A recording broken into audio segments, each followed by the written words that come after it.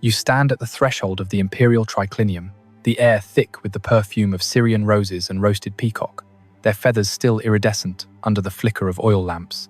It's October, in the year 39 AD, the harvest moon casting silver through the open peristyle, but the warmth of braziers does little to chase the chill that settles in your bones.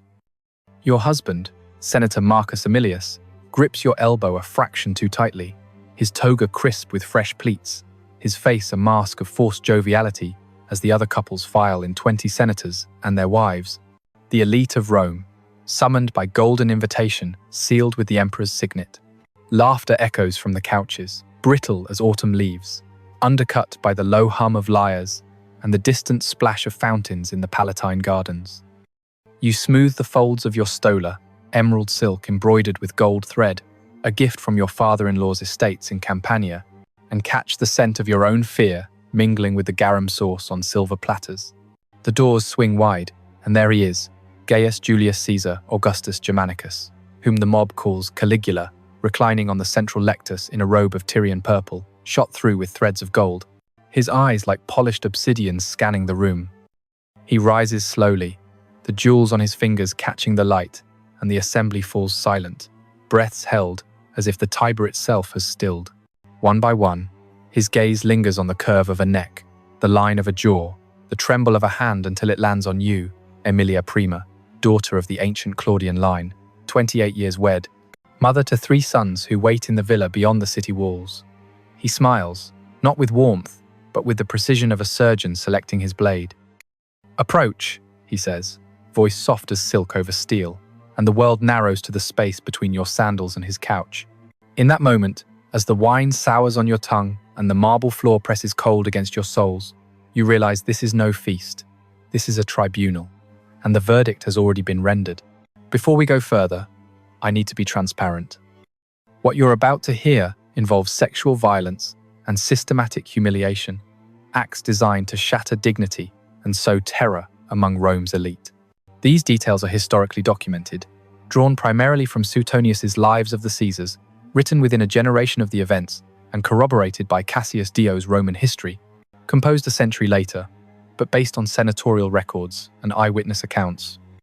Archaeological evidence, like the fragmented inscriptions from Caligula's pleasure barges on Lake Nemi, unearthed in the 1932 and dated to 39 to 40 AD, hints at the opulent settings where such degradations unfolded. Modern scholarship, including Anthony Barrett's Caligula, The Corruption of Power, 1989, and Mary Beard's SPQR, 2015, affirms the core veracity while noting the potential for senatorial exaggeration. These were not neutral reporters, but survivors crafting a cautionary tale. Still, the pattern endures. Power unchecked devours the vulnerable.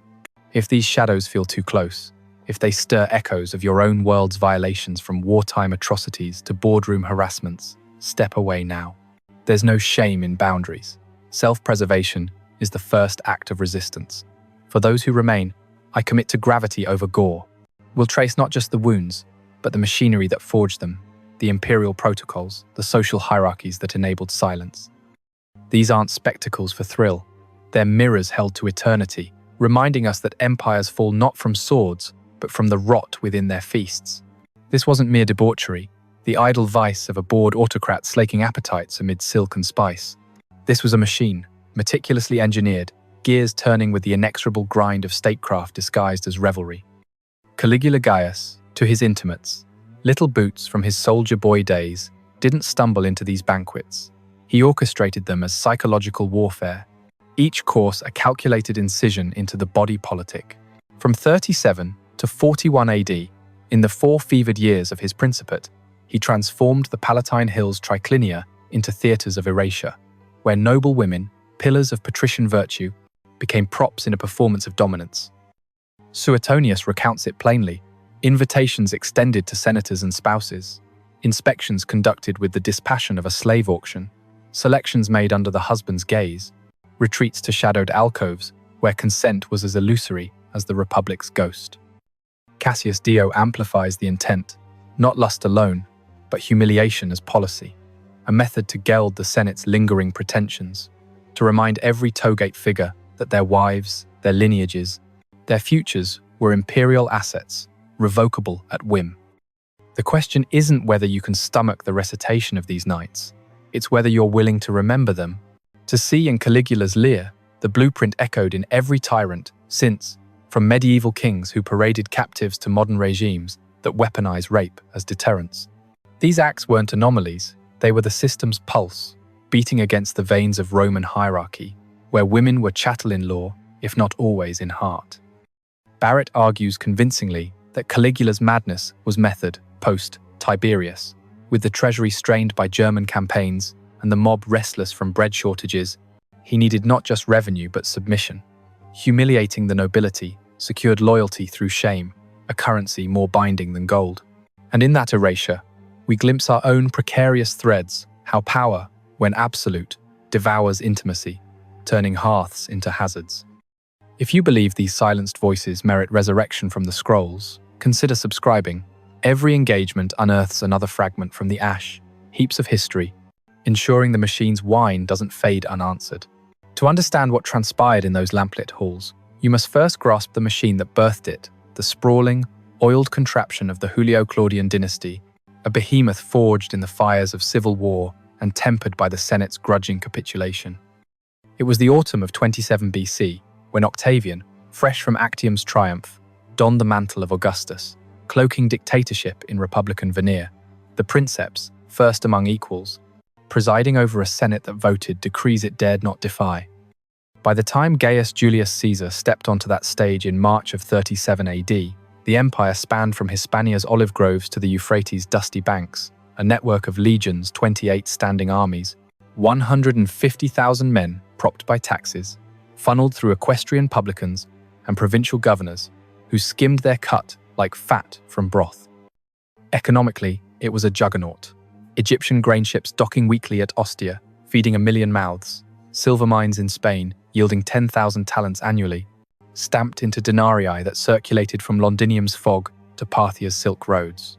Yet beneath the packs, Romana lurked fissures, the military bloated from Tiberius's frontier skirmishes, draining coffers, social strata, rigid as aqueduct stone, with patricians clinging to senatorial seats, while freedmen amassed fortunes in trade. Politically, the air crackled with paranoia.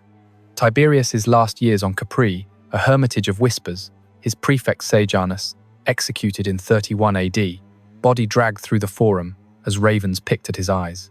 The elite, those consular families tracing blood to the kings, navigated this with ledgers of favor and fear, their villas on the Esquiline stocked with Greek tutors and Cilician slaves, but always one denunciation from the blacklist. Into this stepped Caligula, adopted son of Germanicus, the Golden Prince whose early death in 19 AD left a void the court filled with poisoned pens.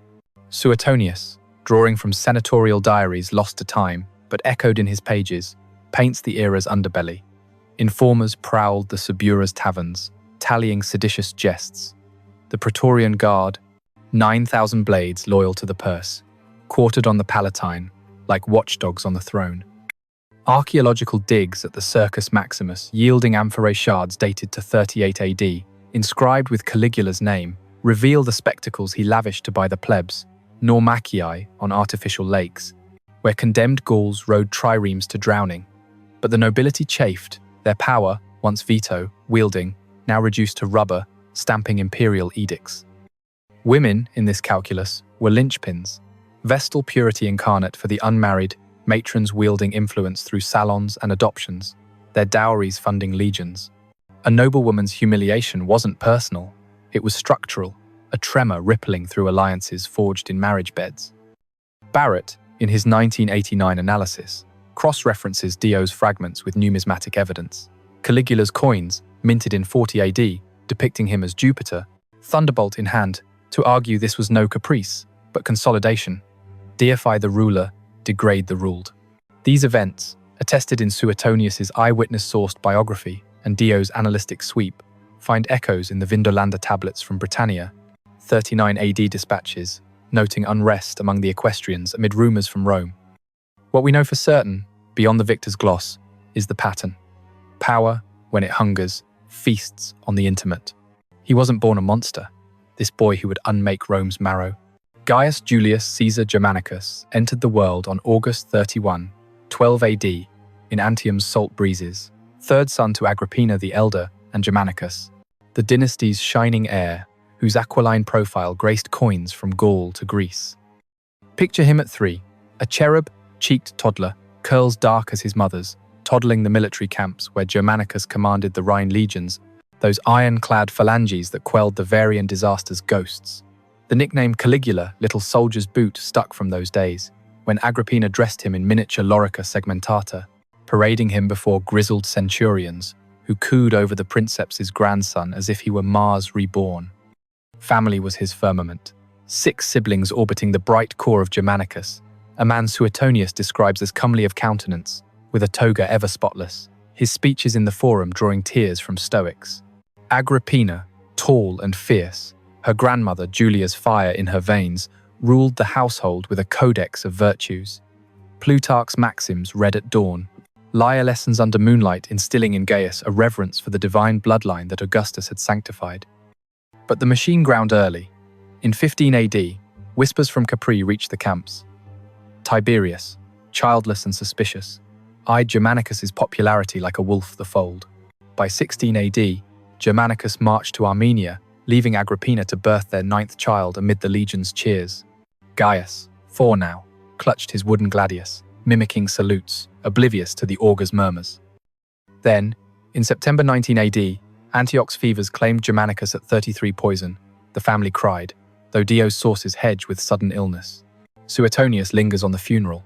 A pyre of Indian spices, Gaius, at 7, led in mourning toga, his small hand in his mother's, who vowed vengeance in letters smuggled to the Senate. Agrippina's grief was a blade. She starved herself in protest, her eyes hollow as the mausoleum she commissioned on the Rhine. Gaius watched her rail against Tiberius's envoys, learning that emperors were not gods but gamblers, staking lives on dice rolled in shadow. By 29 AD, the noose tightened. Accused of treason-fabricated plots, per Dio Agrippina was dragged to the dungeons, her sons Nero and Drusus chained beside her. Gaius, 17, stood in the forum as praetorians hauled her away, her stola torn, voice echoing libertas, until gagged. Nero perished in 30 AD, starved on rocky Ponza. Drusus followed in 33, his end hastened by hunger in the Palatine cells. Letters unearthed in the 19th century, from Herculaneum's villas, carbon dated to 32 AD, capture Gaius's pleas to Tiberius. "Grandfather, spare my mother," none answered. Agrippina succumbed in 33 AD, her death a quiet exhalation in exile's damp. By 21, Gaius was the last star extinguished, adopted by Tiberius as heir apparent, schooled in Capri's villas where the old man dissected flies with needles, murmuring of plots. That forge worked him. Psychologically, it was descent. From camp boy hero to court orphan, trust eroded like Pompeii's walls under Vesuvius's ash. Modern analysts, like psychiatrist Nasir Ghaemi in A First-Rate Madness, 2011, pass it as trauma's alchemy, betrayal birthing paranoia, grief-curdling to grandiosity. Suetonius writes something chilling. There never was a better servant, nor a worse master. A nod to the dutiful grandson who feigned piety at Tiberius's bedside in 37 AD, whispering endearments as the emperor wheezed his last, but the mask cracked. In the months post-ascension, Gaius honored his kin with lavish obsequies, Germanicus's bones reinterred with elephant ivory, Agrippina's ashes scattered in the Tiber amid public wails, but the eyes that watched the rites were altered, pupils dilated not by incense, but by the thrill of unchecked writ. He wept publicly, yes, but Dio notes the private jests. "Now I avenge you, mother." The transformation wasn't thunderclap, it was tide, slow inundation. By summer's end, the boy who once saluted legions now summoned augurs to divine his own divinity. The family losses not scars but spurs, driving him to remake the world in Erasures' image, lest it erase him first. And then everything changed. It was March 18, 37 AD, the Ides still echoing with Tiberius's pyre smoke, when Gaius, 24, and Princeps addressed the praetorians in the castra, voice honeyed with Germanicus's cadence. "Brothers," he began, "the tyrant is dust." Coins minted that week bore his profile, laureled and serene, distributed with bonuses that silenced murmurs. The Senate decreed honors, pater patriae, at dawn's first light, temples vowed in his name. But in the Palatine scriptorium, amid scrolls of Augustus's res gestae, a fever took him malaria or poison. Sources diverge, not the wasting kind, but a delirium that raged 9 months, physicians dosing him with theriac and prayers to Asclepius.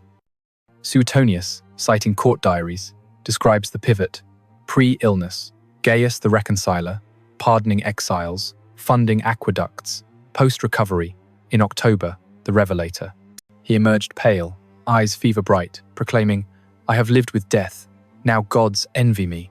The first banquet followed weeks later, innocuous senators toasting the vintage, but the gaze lingered, appraising. By winter's solstice, the invitations sharpened, "With your noble consorts." The machine whirred to life, not in rage, but revelation. The boy unmade by loss, now unmaking others, banquets his scalpel, noblewomen the flesh to flay. Dio captures the hush. He inspected them as merchandise, and the husbands stood as slaves. From that shadowed convalescence sprang the system, 4 years of feasts that fed not the belly, but the void. What I'm about to describe isn't random indulgence, the sated sigh of a sybarite amid dormice and thrushes.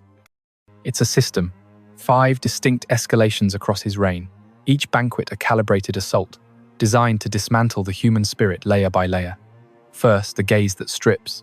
Second, the word that wounds. Third, the touch that claims. Fourth, the absence that haunts. Fifth, the echo that endures.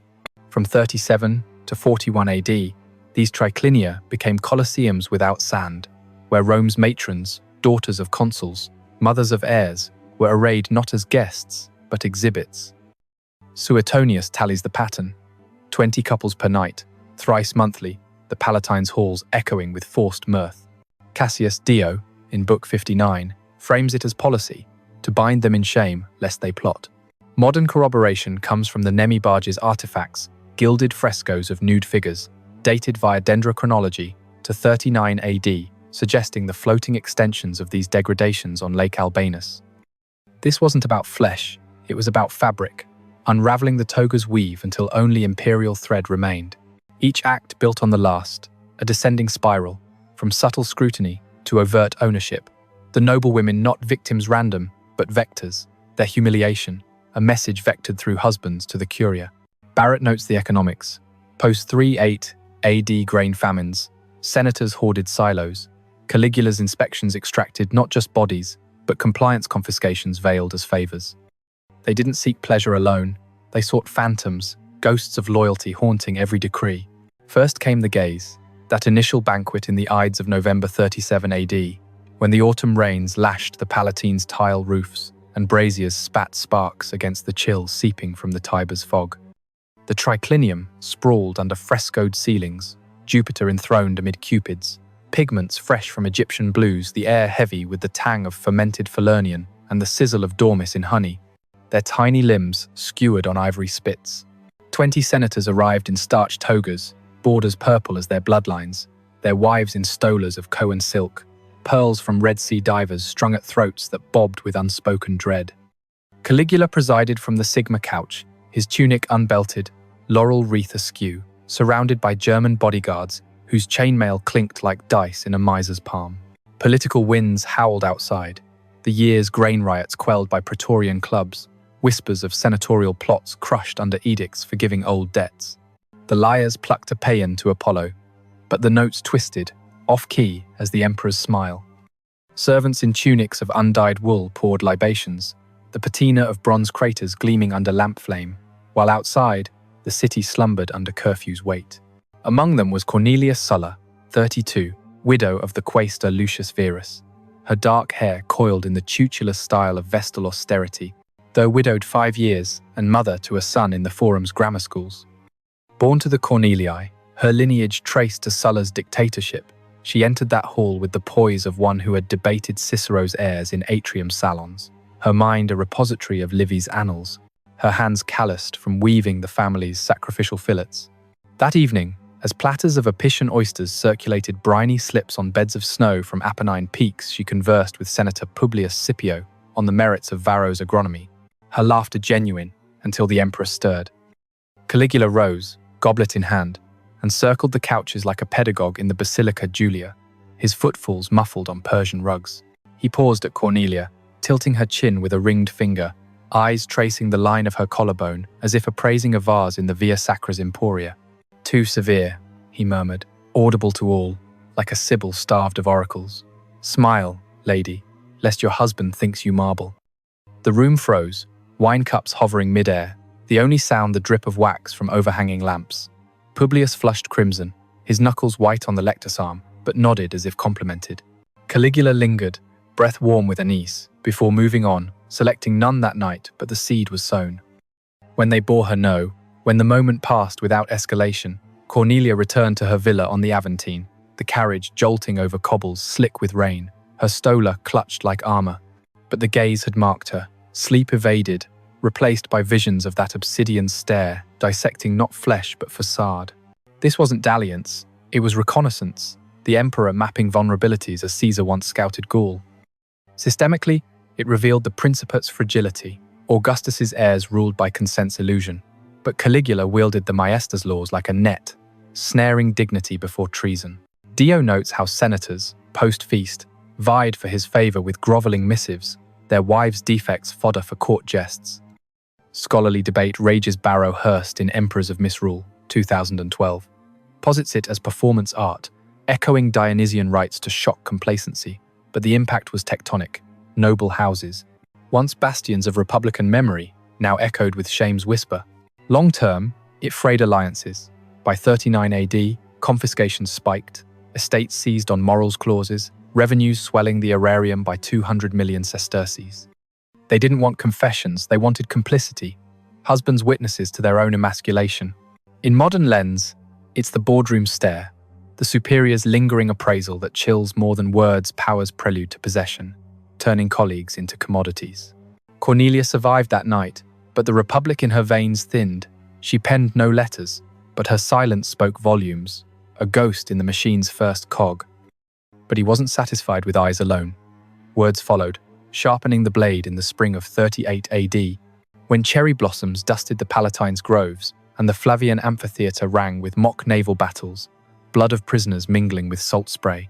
The banquet unfolded in the greater triclinium, expanded under Domitian's later arches, but then a vaulted expanse of Numidian marble veined in carnelian, columns swathed in ivy from Sicilian vines. The season's warmth invited open casements, admitting the hum of bees and the distant roar of the circus, where Caligula's Egyptian obelisk, shipped at elephantine cost, now pierced the sky. 30 couples this time, senators in summer-weight togas of thin wool, wives in sheer linens from Tarentum, scented with nard oil that clung to skin like regret. Political tempests brewed. The year's Praetorian prefect, Macro, architect of Tiberius's end, exiled to Lesbos on trumped-up lust charges, his head soon on a pike. Platters groaned under peacock tongues in aspic, figs stuffed with dormice paste, the air a symphony of cloying sweetness undercut by the acrid bite of vinegar-dipped sponges for palate cleansing. Flautists from Baiae wove melodies of Sappho, but the notes soured when Caligula, in a chiton of saffron silk, summoned the circle. Enter Flavia Domitilla, 29, wife to Tribune, Gaius Plautius, her frame lithe from riding the Appian Way's villas, auburn tresses braided with golden bees, her family's sigil, from the apiaries of Venafro that supplied the forum's markets. A poetess in private, her verses on Catullus circulated in codices among the Sabines, her marriage, a bridge between equestrian wealth and senatorial ambition. As the third course bore roasted with Lucanian sausages, juices pooling like accusations circulated, she leaned to her husband, murmuring of the upcoming Saturnalia games. Caligula, overhearing, halted the servers with a raised palm, the room's chatter dying like embers under sand. He approached, goblet sloshing mulsum, and perched on her lectus's edge, close enough that his sandal brushed her instep. "Tell me, Flavia," he drawled, voice pitched for the assembly, "does your Plautius here satisfy as the poet's promise? Or does he fumble like a novice at dice, leaving you to dream of sturdier hands?" Laughter erupted nervous, coerced from the couches, senators shifting as if scorched, while Flavia's cheeks burned brighter than the Koan dye in her veil. Gaius Plautius choked on his sip, sputtering apologies, but Caligula pressed, enumerating her charms with auctioneer's patter. Breasts like pomegranates, hips for birthing Caesars yet wed to this shadow? The words hung, viscous as honey, as he traced a finger along her arm, not touching skin, but parting air like a veil. She met his eyes, lips parting in a retort swallowed by decorum, and the emperor laughed, deep from the belly, before withdrawing unselected, but scarred. In the aftermath, as torchlit litters bore them through the Subura's throng, vendors hawking lupins under lantern glow, Flavia clutched her pallor, the jests echo louder than the hawkers' cries. Sleep brought no solace. Dawn found her scouring scrolls for precedents, finding none in the digest for imperial innuendo. This escalation wasn't verbal frolic, it was verbal vivisection, words as scalpels excising autonomy. Systemically, it targeted the mos maiorum, Rome's ancestral code, where a matron's virtue was household firewall. By mocking it publicly, Caligula ignited infernos in private chambers, husband's authority cuckolded by imperial wit. Dio records the ripple. Senatorial attendance swelled, not from eagerness but extortion, absentees fined under obscene luxuria pretexts. Mary Beard, in her 2015 synthesis, links it to gender's leverage. Women as soft power, their defamation a proxy for emasculating the curia, echoing Tiberius's exiles but amplified for spectacle. Impacts lingered by 39 AD, divorce rates among elites spiked, per epigraphic tallies from Ostian tombs, alliances fracturing like amphorae in quake. Modern parallels sting, the tweet that tarnishes, the whisper campaign that topples, where language wounds deeper than law, forging silence from solidarity. Flavia never penned her outrage, but in the archives of her descendants, tablets from Herculaneum, 79 AD, fragments of verse endure, defiant. Words may wound, but will not wither. The machine ground on, words its whetstone. What happened next reveals the touch's tyranny, unfolding in the swelter of July 39 AD, when the Via Appia shimmered like molten bronze under noonday sun, and the aqueducts strained against drought's thirst, rationing water to the plebs while palaces bathed in Nile imports. The venue shifted to the Naumachia Augusti, that artificial basin on the Campus Martius, transformed for the night into a floating triclinium barges, lashed end to end, draped in awnings of Tyrian purple billowing like sails in the evening zephyr off the Tiber. Lanterns bobbed on poles, casting ripples of gold across the water where condemned swimmers had floundered days prior, their cries now faint memory amid the splash of fountains engineered by heroes' steam. 40 couples ferried across on skiffs rowed by Numidian slaves, senators in lightweight synthesis tunics, wives in vaporous pallor of gauze from Palmyra, jewels glinting like warnings. The air hummed with cicadas and the low thrum of hydraulic organs, pumping airs for flautists perched on prows. Politically, the year scorched. Caligula's aborted British invasion, ships wrecked off Boulogne, funds hemorrhaged on German victories that yielded only mud. Courses arrived by coracle lobsters from the Pontus in garum baths, thrushes force-fed figs, till burst their presentation, a ballet of oiled bearers balancing platters on swells. Julia Lepida, 35, great niece to Augustus via Scribonia's line, glided aboard with poise honed in the Sabine Hills, where her family's latifundia spanned from Riate to the Adriatic, olives pressing oil that fueled the lamps of this very feast. A patroness of rhetors, her salon hosted declamations on Ovid's exiles, her own wit sharp as the distaff she spun for ritual wool, wed to Senator Quintus Titurius, childless by choice. She poured her vigor into codices of herbal law, treating the freedwomen of her household with silphium draughts. As the main course pheasant glazed in peacock fat, wings fanned like fans made the rounds, she bantered with Quintus on the merits of Vitruvius's arches, oblivious until Caligula's barge nudged theirs, his form silhouetted against torch flare. He stepped across, unsteady on the gangplank, and knelt before her, not in chivalry but command, his hand cupping her elbow to draw her upright. "Julia," he purred, thumb pressing the pulse at her wrist.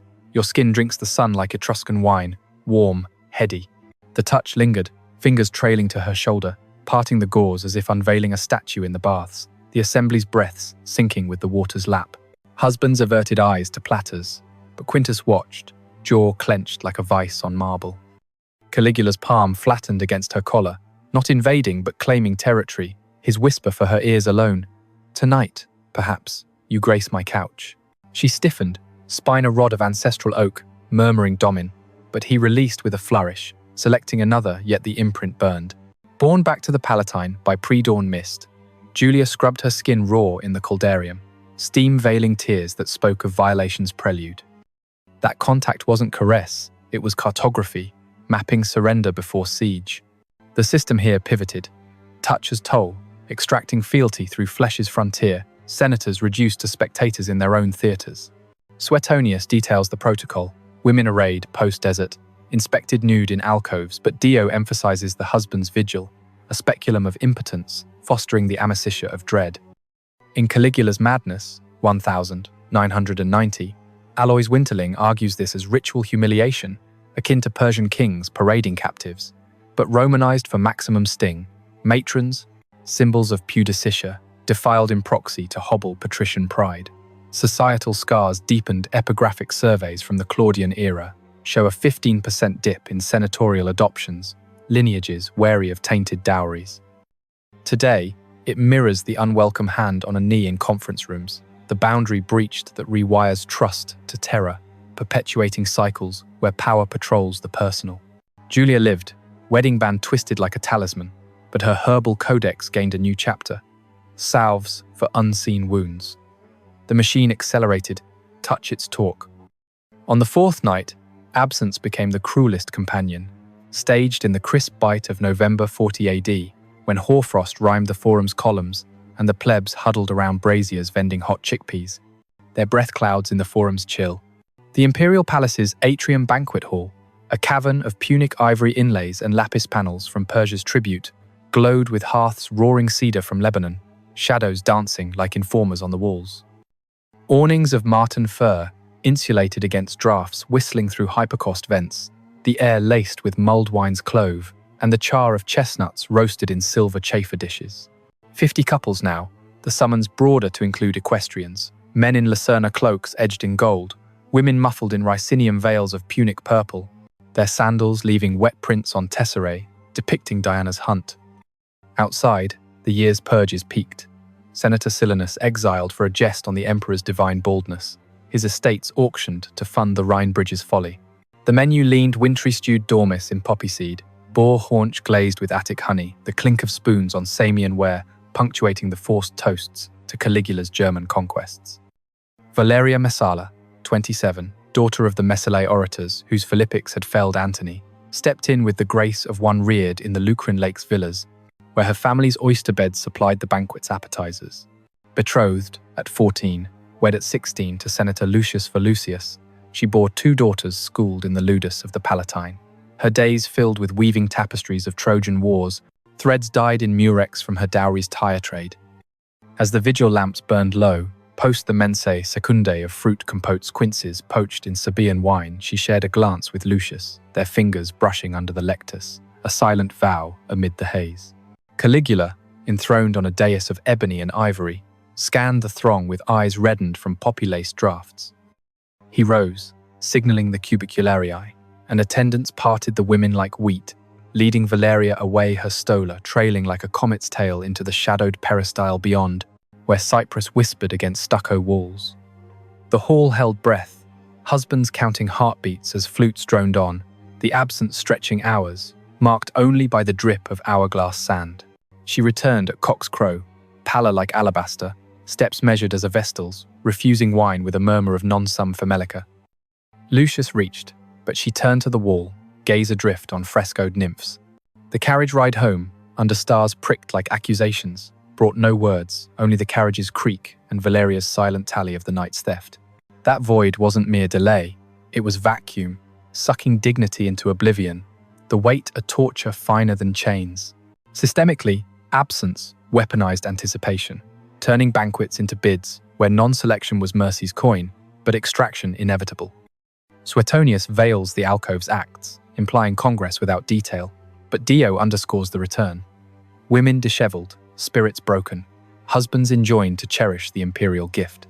Feminist historians like Sarah Pomeroy in Goddesses, Whores, Wives, and Slaves, 1975, dissect it as gendered terror, matrons' bodies, as battlegrounds for senatorial subjugation, echoing Augustan lexes on adultery, but inverted for tyranny. The fallout cascaded by 41 AD, Infanticide rumors swirled in tabelle from the Vesuvian towns, noble houses thinning voluntarily to evade the summons. In our era, it's the meeting that lingers unspoken, the gap where autonomy evaporates, leaving shells to navigate the world's indifferent gaze. Valeria Messala endured, daughters taught to veil earlier, but her tapestries gained shadows, threads of midnight blue, weaving warnings unspoken. The machine neared its zenith, absence its abyss. While the inspections intensified, a midwinter's eve in December 40 AD marked the echo's endurance, the fifth act where humiliation reverberated beyond the hall, etched into eternity's ledger.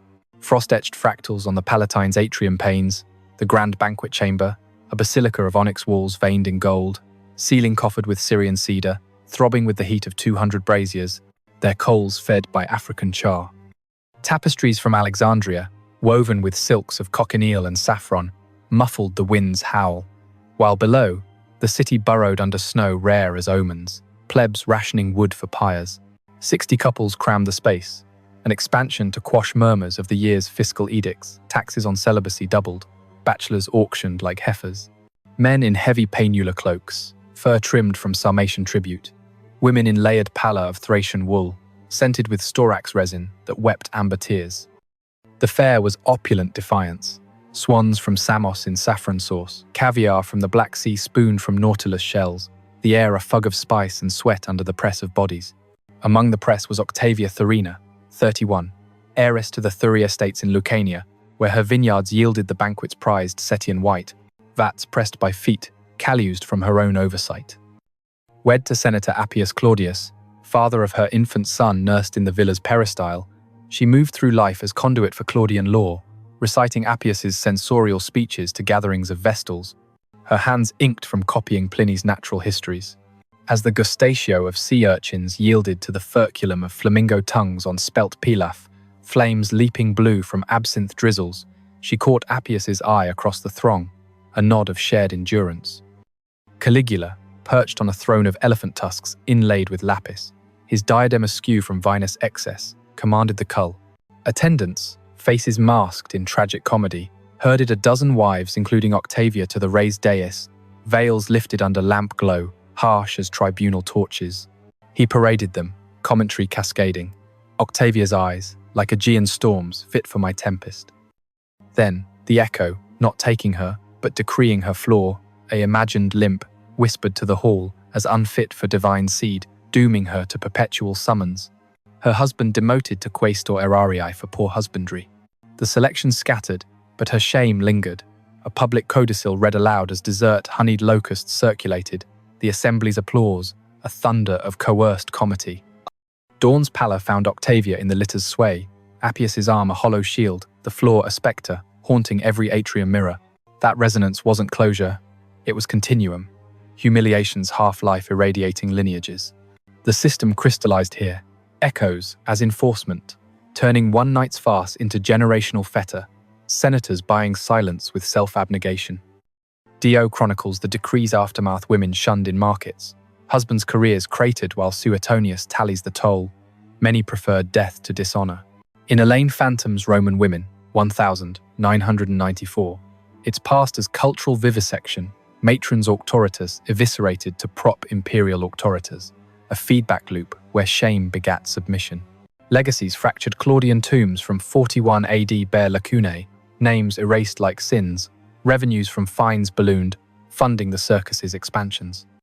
Contemporarily, it's the viral clip that clings, the accusation that outlives apology, perpetuating power's pollution. Octavia bore the echo, son taught to avert his gaze, but her Pliny copies gained marginalia, queries on poisons subtle as whispers. The machine hummed its finale, echoes its eternal hymn. If you're still here, it's because you sense the weight of witness how these layered degradations weren't isolated screams, but the system's symphony, conducted to drown resistance in din. What comes next is harder, the fracture that felled the maestro. You can pause, breathe the air of your own unchained moment. No chronicle judges the intermission. For those pressing on, let's trace the break together, where blades answered banquets. While Caligula orchestrated these symphonies of shame, perfecting the pause between selection and silence, he erred irrevocably. He humiliated the blade that would end him. The conspiracy brewed in the Praetorian Barracks, that fortress of tawny tufa on the Viminal Hill, where 9,000 guards recruited from Italian yeomen paid double the legion's wage polished scabbards under lanterns fueled by the emperor's own oil monopolies. At its core stood Cornelius Cherea, tribune of the cohors urbana, a scar-faced veteran of Germanicus's campaigns. His frame wiry as linden withes, voice a gravel rasp from a Teutoburg saber slash. Cherea, nearing 50, had risen under Tiberius's meritocracy, commended for quelling the 33 AD mint riots. But Caligula's jests unmade him. At a 39 AD levee, the emperor mocked his effeminate watchword Venus for Mars, and at banquets, fingered his throat as if to geld. Motivations coiled deep, loyalty to the old republic, where tribunes like his father debated in the rostra, now supplanted by a boy, god who demanded prostration, personal vendetta, his daughter's dowry squandered on imperial gifts, whispers from senatorial uncles, ruined by the maesta's purges that claimed 200 heads in 40 AD alone. Cherea confided in Minucius Justus, another tribune, over flagons in the barrack cella Veneria. Maps unrolled, showing the Palatine's cryptoporticus, those underground vaults where Caligula rehearsed his divinity plays. The plot unfolded in fits, shadows lengthening through autumn 40 AD. Initial overtures to Senator Vinicianus, cousin to Messalina's line, fizzled when a freedman betrayed a midnight parley in the Lupercal Grove. Caligula, tipped, executed 2 innocents as warning, their heads piked on the Gemonian steps. Cherea pivoted, recruiting the frumentarii grain spies embedded in the vigiles via coded missives on wax tablets disguised as ration ledgers. By December, the cadre swelled. 10 praetorians, 3 equestrians versed in blades, even the equerry Aruntius Clemens, whose stables housed the emperor's incestuous stallions.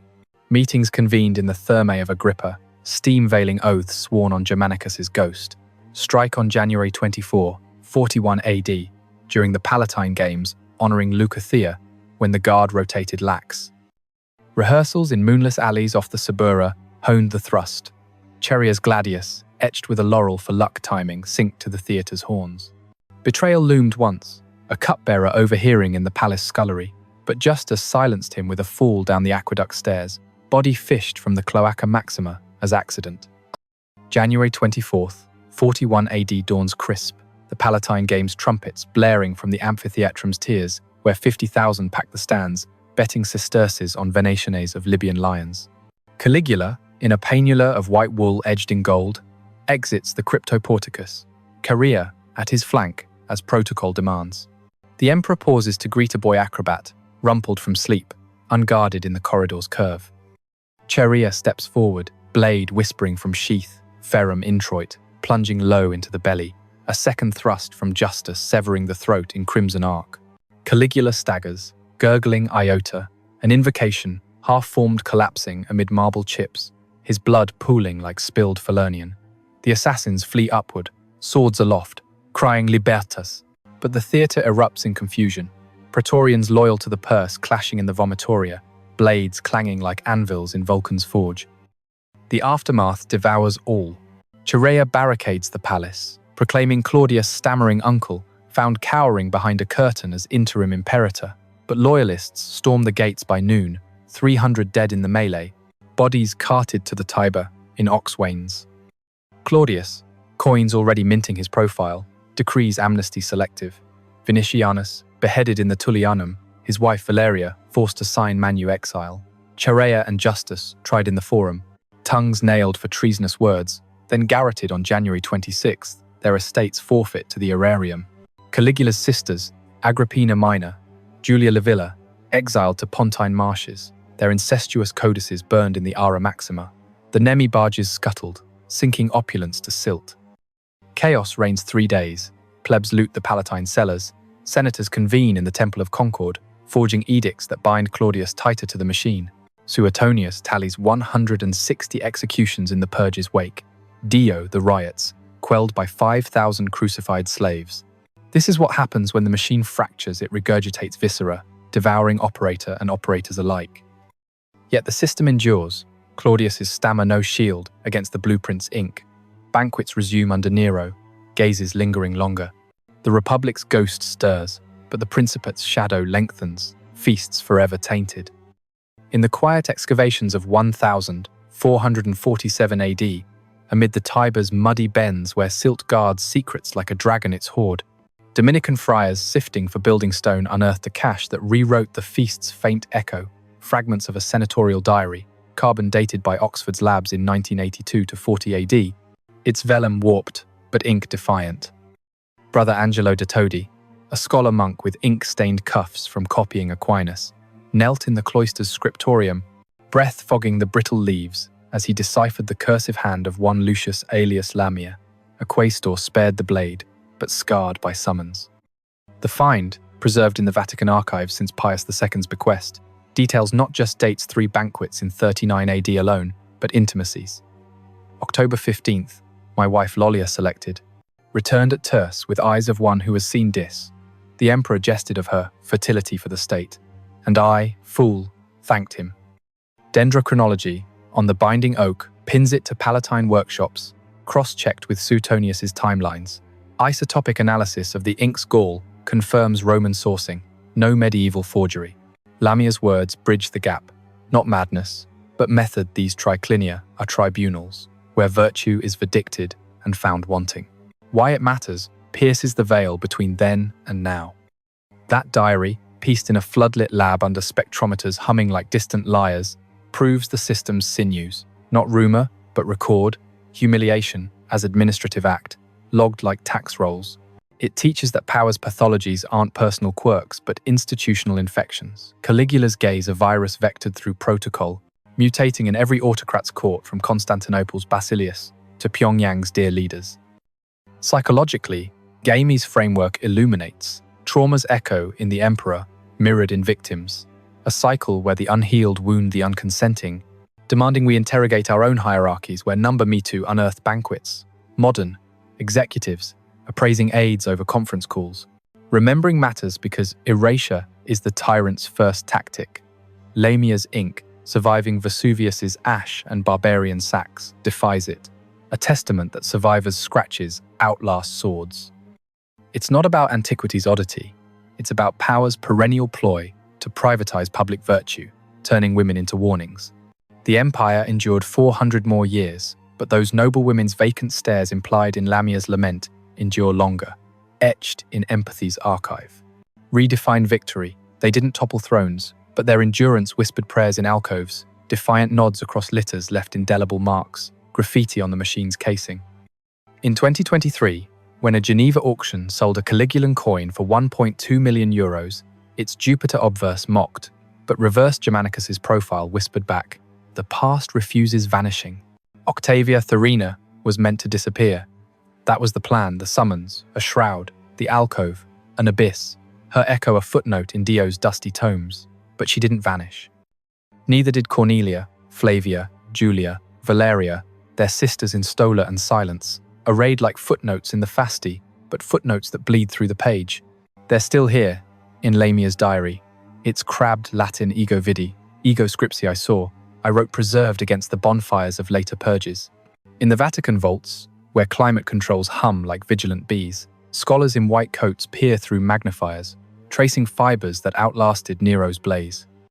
In the ground of Nemi, where divers, in 1930, dredged barge planks, worm-eaten, but whole, frescoes of nude forms now in Naples Museum, staring sightless at tourists who snap selfies oblivious. And now they're here with you, in this recounting, because you chose the scrolls unrolling, the banquet's bitter aftertaste. You chose to sit those couches, feel the marbles chill, hear the liars lie, because refusal to forget is the antidote to the machine's grind. Non sum umbra, sum vox, I am not a shadow, I am a voice. Octavia might have murmured, had her tongue loosed in the peristyle's hush. Not a shadow, a voice. That's the alchemy of witness, transforming atrocity's ash to ember. To witness isn't passive gaze, it's active ignition, the spark that links Lamia's quill to your screen, Caligula's leer to headlines of warlords parading spoils. These stories matter because they map the moral minefield where power patrols the personal, reminding us that silence isn't neutrality, it's complicity's cloak. They connect to today, in refugee camps where women trade dignity for bread, in courtrooms where survivors' testimonies topple tycoons, in your own circles where a shared story shatters isolation's ice. We owe the past, not piety, but praxis, codifying consent in constitutions, amplifying archives with algorithms, teaching children that virtue isn't veil but vigilance. Octavia's daughters, schooled in veiled glances, grew to matrons who whispered warnings. So too must we, weaving their threads into our tapestry, lest the machine reboots unmarked. Being witness forges chain, from 40 AD's vaults to 2025's feeds, each link a refusal. Their resistance nods across litters. Verses in margins wasn't raw, but ripple, eroding empire's edge until Claudius slipped in. Yours can be the wave.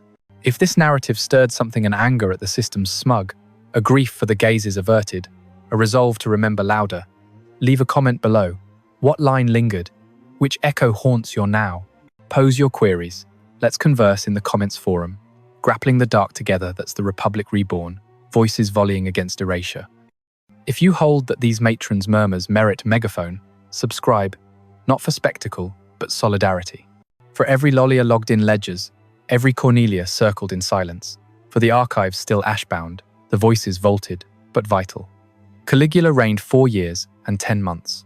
Built a system that schooled every future despot in the art of the appraising eye, the banquet's barbed jest, and the blueprint persists, inked in infamy, but neither did the women's will. Non-evanescent, resonant. They did not fade, they resound.